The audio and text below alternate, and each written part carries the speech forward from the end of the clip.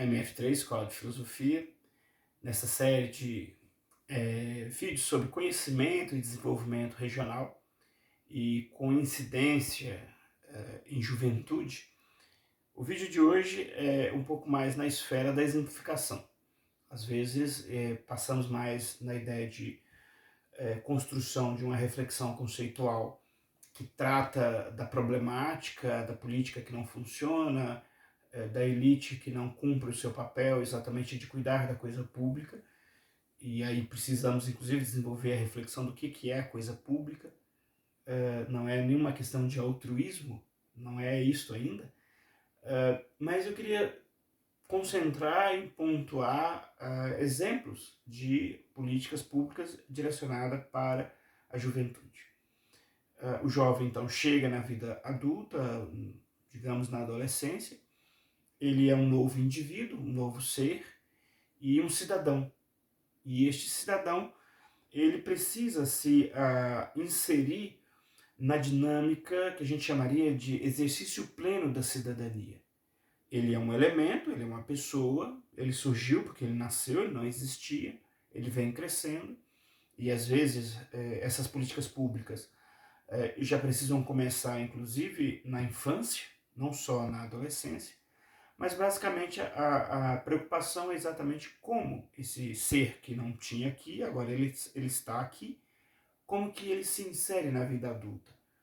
Se nós observarmos hoje friamente, em geral nós não inserimos ele, nós ignoramos ele. As famílias de elite preocupam-se com a educação do seu filho e ignoram a totalidade da sociedade, como se fosse possível fazer isso. Como se fosse isso mesmo, cada um cuida de si e que se dane os outros. Mas, mais uma vez, precisamos pensar na ideia de elite, e que a elite ela tem níveis nacionais, estaduais e local. Então, mesmo na sua vertente local, ela tem um papel de cuidar da coisa pública, porque a coisa pública interessa diretamente ela. E uma exemplificação de acolhida desta juventude, que eu pessoalmente conheci de perto nos anos 80, era exatamente a ideia do grupo de jovens, que uma geração de amigos e colegas dos anos 80 tivemos a oportunidade de participar. O grupo de jovens, não consigo hoje pensar numa outra modalidade tão interessante, era toda uma metodologia desenvolvida inicialmente, ou não era exclusividade da tradição católica apostólica romana, mas de outras tradições religiosas, naquele contexto de anos 80. E era algo anterior, mas pessoalmente tive contato com isso nos fins dos anos 80.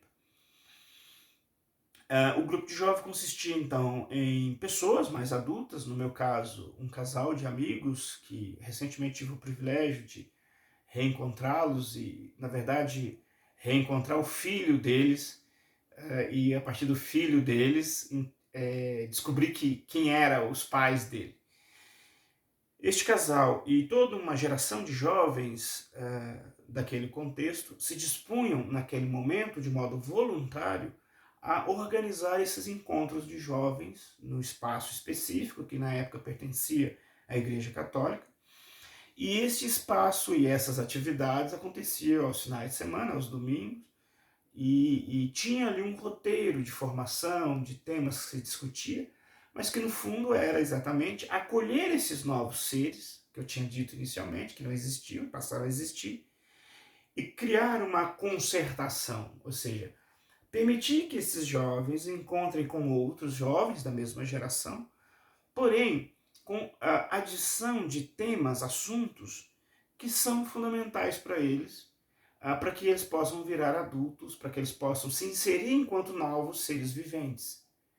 A minha experiência é muito feliz, tem uma memória muito feliz, porque no meu caso específico foi esta modalidade de política de acolhida da juventude, que é uma política pública, não promovida pelo ente estatal chamado prefeitura.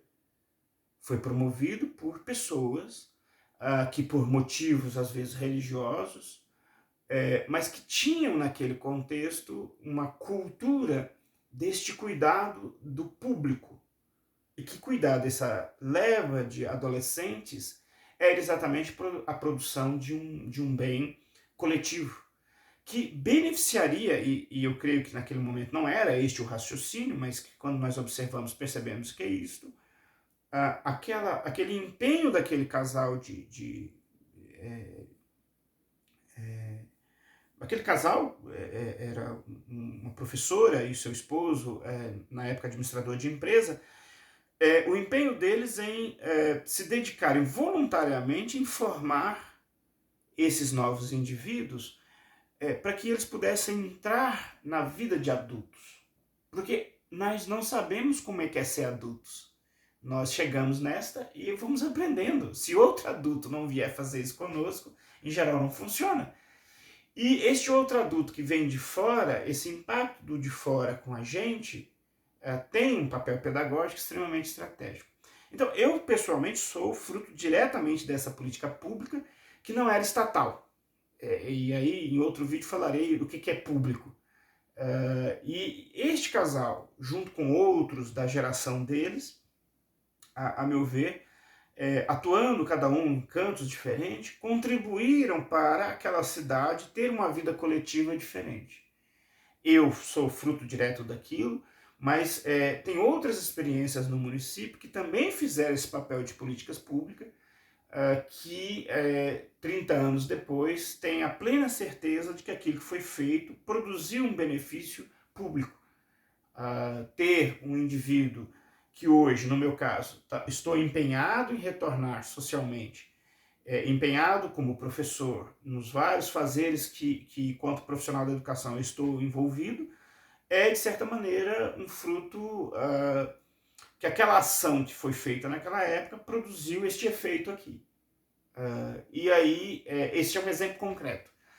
Depois eu falaria ainda da ideia de pastoral da juventude, que era uma metodologia que eu conheci de perto ligada à Igreja Católica, que era justamente uma metodologia de organização dos jovens, introdução de uma agenda temática na vida e no horizonte desses jovens, em geral feito por próprios jovens, o que era muito interessante.